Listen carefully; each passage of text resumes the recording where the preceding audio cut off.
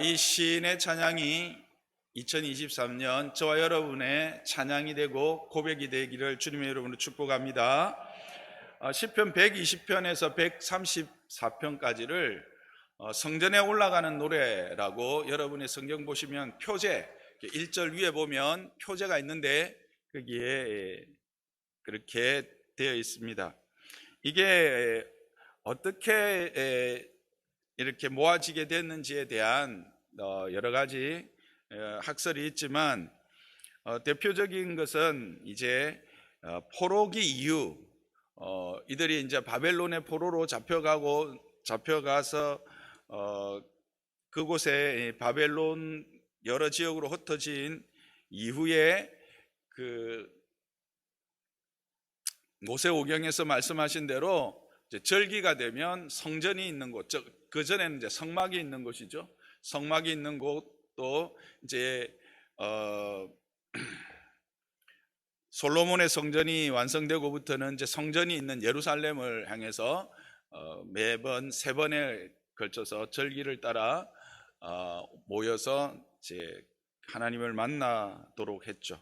그때의 그 포로들이 이제 그 성전을 향해서 나아가면서 불렀던 노래다, 그렇게 이야기합니다. 특히 이제 느헤미야의 성벽 재건 이후에 이와 같은 절기들이 더 활성화되고, 또 그들이 각 지역에서 이 성전을 향해 먼 이제 순례의 길이죠. 지금 뭐 차가 있어도 바벨론, 쉽게 이야기하면 이라크에서, 또 저기 시리아에서, 터키에서, 저 이란에서 이렇게 모여드는 겁니다. 또 이집트로 흩어진 사람들도 있거든요. 그 사람들이 그 성전을 향해서 그 먼 이제 순례의 길을 걸어가면서 그 성전을 바라보면서 그 하나님을 사모하면서 불렀던 찬양시들이 바로 이제 120편에서 134편으로 이렇게 알려지고 있습니다.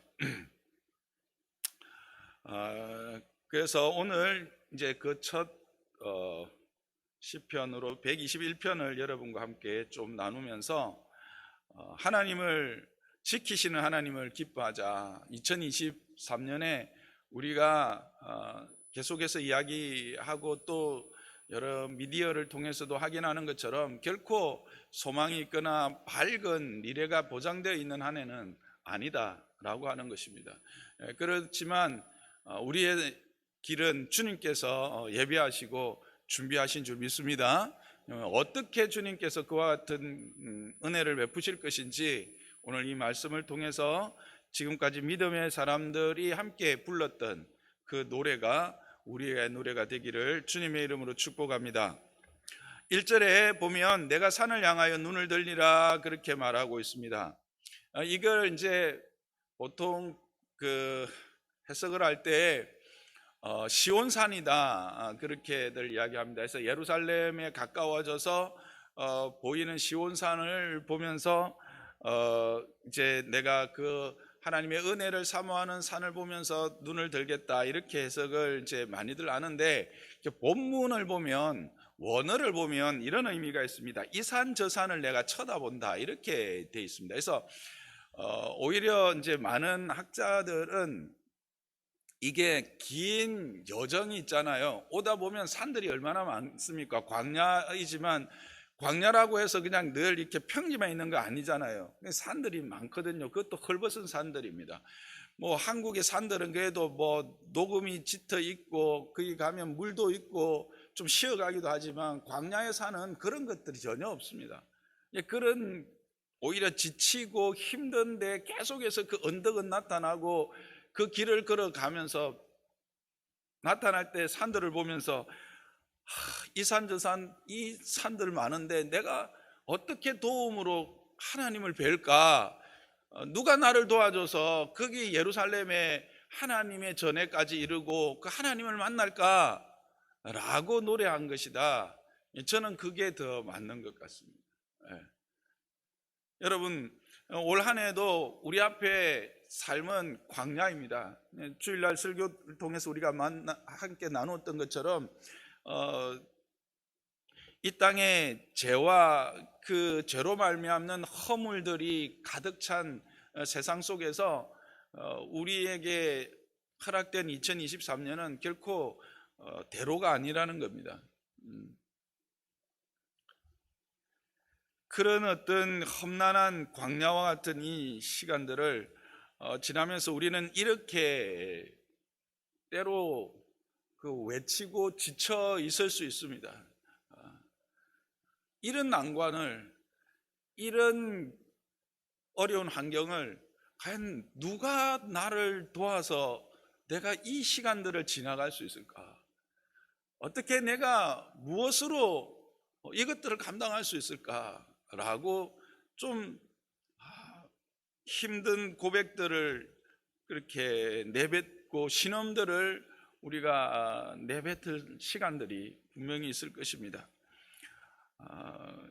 그럴 때 이 시인은 어떻게 고백하냐면 나의 도움은 천지를 지으신 여호와께로다라고 이야기합니다. 이것은 이제 좀 그 원어를 그대로 이제 해석을 하면 하늘과 땅을 만드신 분 여호와께서 나의 구원으로 오시는구나, 이렇게 이제 고백하는 겁니다.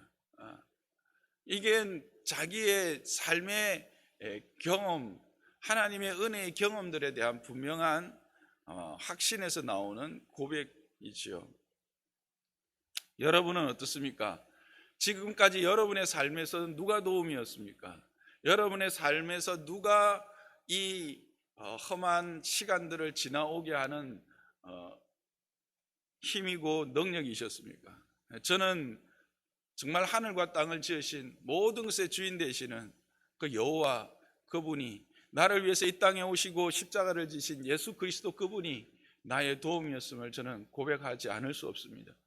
여러분의 고백도 동일할 것이라고 생각합니다. 그 하나님이 저와 여러분에게도 이 2023년에게도 동일하게 우리의 아버지가 되셔서 우리의 도움이 되심으로 그 모든 산들을 능히 넘어서 그 여호와 앞에 우리를 세워줄 것이라고 확신합니다. 그러면 어떤 근거로, 무엇으로 그렇게 말할 수 있는가를 이제 3절부터 이야기합니다. 그래서 이 이제 시의 그 형태는 점청법을 사용하고 있습니다. 점점 그 하나님께 질문을 하고 그 질문에 대해서 대화로 이제 3절, 4절부터는 그 질문에 대한 답인데, 이게 이제 이 질문한 자와 또 누군가의 답으로도 해석하기도 하고 개인이 안에서 있는 그 자기의 그 믿음의 고백으로 보기도 하는데, 저는 그 본인의 믿음의 고백이 아닌가, 그 삶에서 나타난 경험으로 말미암는 고백이 아닌가, 그렇게 저는 생각을 합니다. 어쨌든 1절, 2절에 대한 누가 나의 도움일까, 나의 도움이 어디서 올까라고 했을 때 나의 도움은 하늘과 땅 천지를 지으신 그 여호와께로부터 도움이 온다라고 하는 것을 고백을 한 이 시인이, 그러면 그 여호와가 어떻게, 무엇으로 우리를 도우시는가, 이제 그게 3절부터 이어집니다. 첫 번째 3절, 4절에서는 우리를 실족지 않게 지키심으로 도우신다라고 이야기하고 있습니다. 너를 실족지 아니하게 하시며, 이렇게 나오는데, 이게 원어적으로 이야기를 하면 내 발이 헛디디지 않도록, 내 발이 헛디디까 하여, 이렇게 합니다. 그러니까 우리가 헛디뎠을 때가 아니라 우리의 발이 헛디딜까 하여 이미 하나님이 그것까지도 예상하셔서 우리를 지키신다는 겁니다. 여러분, 너무 은혜되지 않습니까? 이 실족지 않게, 이것만 해도 정말 은혜가 되는데, 이 그 원어의 의미를 이렇게 보면 너의 발이 헛디딜까 하여 하나님께서 너를 지키신다는 겁니다. 여러분 생각해 보세요. 그 긴 여정입니다. 걸어서 올 수밖에 없고요. 물론 조금 이제 재산이 이렇게 있는 사람들은 낙타를 타고 오겠지만, 포로된 자들이 뭐 부하면 얼마나 부했겠습니까? 어? 그러나 그런 가난함과 그런 궁핍한 가운데서도 그 하나님을 향한 열정, 그 하나님의 은혜에 대한 그 소망을 가지고 그 여정을 오는데, 그것에 대해서 하나님은 어떻게 그들과 함께 하시느냐는 거예요. 그들의 그 긴 여정 가운데 때로는 피곤하고, 때로는 오늘 여기 뒤에도 나오지만 낮의 해와 밤의 그 달, 낮의 그 땡볕과 밤의 그 추운 그 시간들을 오는 그들을 하나님은 눈동자처럼, 뒤에 나오지만 그 영원토록 눈동자처럼 지키시면서 발이 헛디딜까 하여 그것조차도 하나님이 함께 하심으로 지켜주신다. 여러분 너무 감동되지 않으세요? 우리 아버지가 그런 분이세요. 우리 하나님이 그런 분이시다는 거예요. 그런데 그렇게 해서 그 하나님을 뭐로 표현하고 있느냐면 졸지도 아니하시고 지키신다, 이렇게 말합니다. 여기 이제 졸지도 않게라는 것은 이제 파수꾼으로서라고 하는 원래 이제 의미를 함께 가지고 있습니다. 너를 지키시는 이, 이렇게 이제 해석을 했는데, 우리가 이제 한글로 풀었는데 원래 의미는 파수꾼으로서 졸지 아니한다. 파수꾼이 졸면 어떻게 되겠어요? 망하는 거죠. 근데 그런 파수꾼이 졸지 아니하는 것 같은 그런 관심과 그런 긴장감을 가지고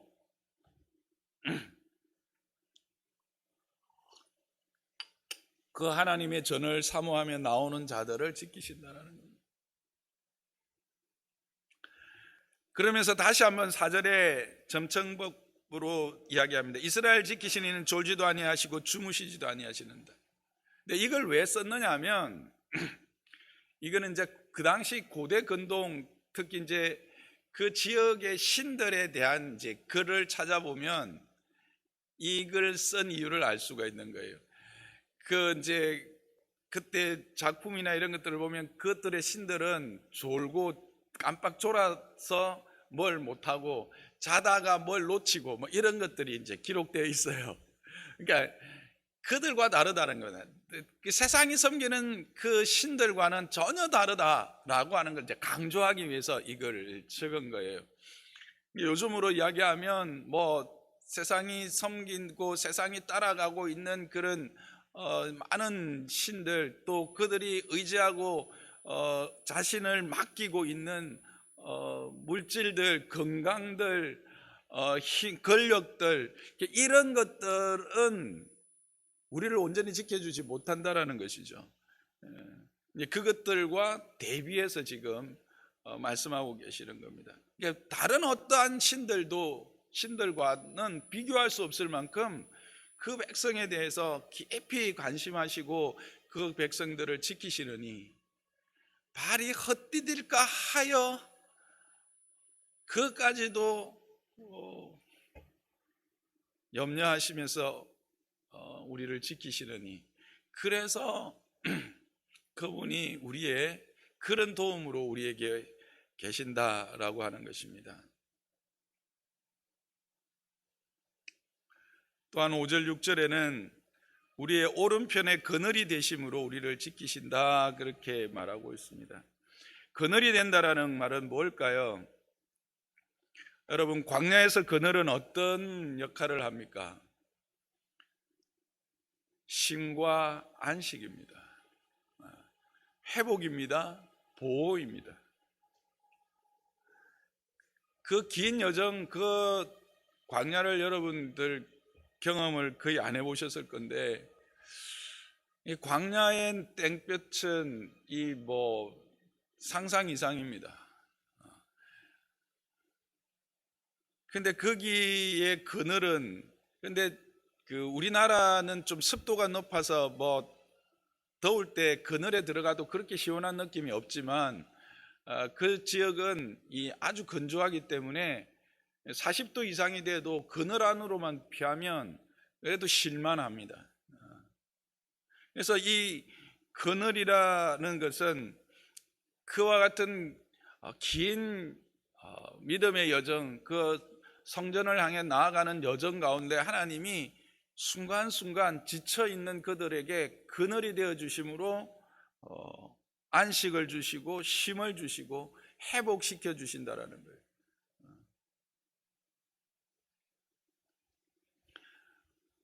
그래서 근데 그 그늘이 보통 그늘이 아니라 오른쪽의 그늘이라는 거예요. 여러분, 뭐 그늘이 오른쪽 그늘이 다르고 왼쪽 그늘이 다르겠습니까? 그죠? 뭐 오른쪽 그늘이 조금 온도가 낮고 뭐 왼쪽 그늘이 조금 더 온도가 높겠습니까?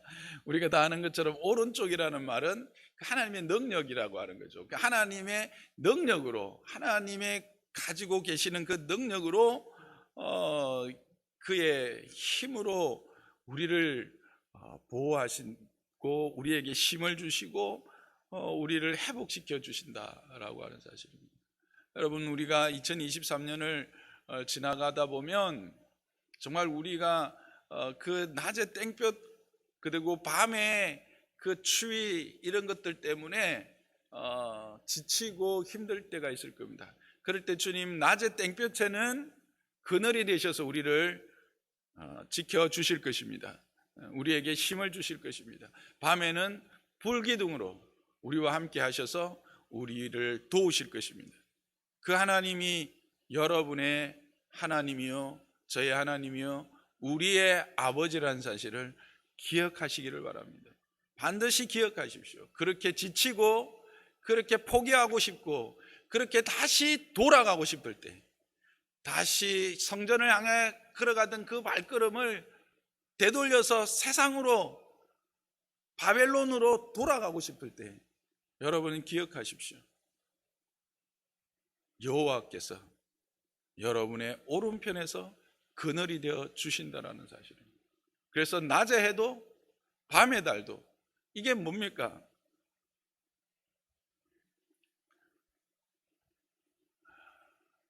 모든 환경 가운데 있죠. 항상이라는 말의 다른 표현일 것입니다. 늘 우리를 지켜주시는 것입니다. 상하게 하다라는 것은, 해치다라고 하는 것은 치다, 때리다, 죽이다, 파괴하다 이런 의미입니다. 우리를 치고 때리고 파괴해서 죽음에까지 몰아가는 그런 상황이 있을 수도 있다는 거예요. 그런 상황에서도 하나님은 우리를 지켜주신다. 어떻게? 오른편에 그늘이 되심으로 우리에게 안식을 주시고 우리에게 힘을 주심으로 지키신다는 것을 기억하시기 바랍니다. 이어서 또 어떻게 우리를 지키시는가, 우리에게 어떻게 도움이 되시는가? 광야에서 겪는 환난을 면하게 하심으로 우리를 지켜주신다는 것. 환난은 여러 가지 재난 재앙들이죠. 우리가 당하는 그 도덕의, 실제로 그 아라비안 나이트 같은 거 보면 도적들이 많잖아요. 그런 광야의 도적들로 말미암는 그 환난들입니다. 그러니까 자연재해, 자연이 주는 어떤 그런 그 도전들이나 뭐 난관들만이 아니라 관계, 사람들로부터 당할 수 있는 그런 어려움들에서도 우리를 면하게 하시는데 영혼을 지키신다. 이게 참 이게 의미가 있죠. 우리가 그 사람의 관계에서 가장 힘든 이유가 뭡니까? 육체적으로 힘든 겁니까? 아닙니다. 우리의 심령이 상하는 거잖아요. 근데 그것을 어떻게 여호와께서 지키신다라는 거죠. 그렇게 주변의 대적들로부터 당하는 환난에서도 우리를 지켜서 그 환난을 면하게 하셔서 우리의 영혼을 지키신다라고 하는 것입니다. 그리고 8절에는 이것을 더 분명하게 말씀합니다. 여호와께서 너의 출입을 지금부터 언제까지? 영원까지 지키시리라. 8절은 7절과 짝을 이루어서 또 했던 것처럼 3, 4, 5, 6, 7, 8 짝을 이룰 수도 있지만 8절은 이 전체를 또한 아우르는 말씀일 수도 있습니다. 출입은 떠날 때도 돌아올 때도.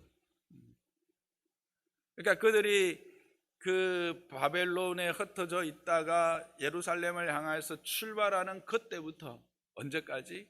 돌아올 때까지. 우리가 이 믿음의 여정을 걸어서 이 땅을 다 지나서 여호와의 그 앞에 설 때, 하나님의 나라에 들어갈 때까지 하나님은 우리를 지키실 줄 믿습니다.